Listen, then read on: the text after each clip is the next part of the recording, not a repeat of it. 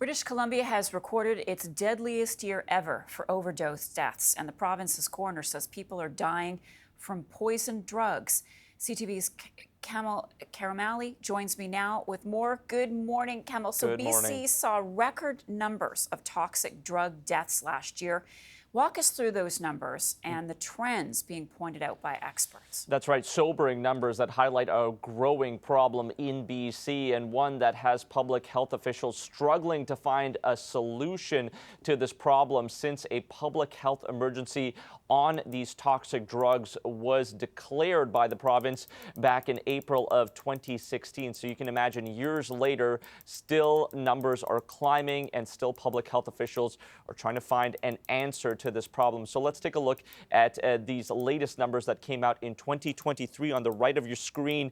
2,511 deaths because of suspected drug use. That is 7 deaths per day, and a 5% increase of over 2022.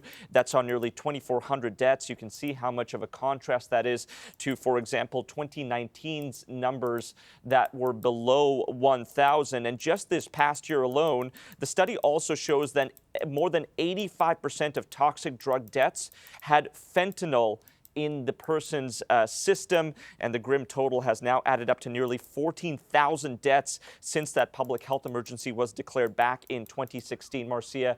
And also, this latest study and report by the BC Coroner Service highlights more than 250,000 people in BC, Marcia, use unregulated drugs. So once again, just highlighting how bad this problem is getting while people are just trying to figure out answers.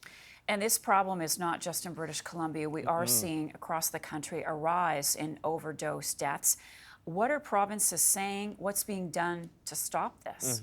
Yeah, that's right. It's something that is really just prevalent across the country. So looking at Ontario, for example, the latest numbers show that ever since 2020, our numbers have been hovering around the 2,500 deaths mark related to opioids. It hitting its peak back in 2021, where there were more than 2,800 deaths. Taking a look at Alberta, more than 1,400 deaths there back in 2023. Saskatchewan, the final numbers not quite out yet, but they're expected to hit a record as well with about 500 deaths. Nova Scotia hitting 63 opioid-related deaths this past year.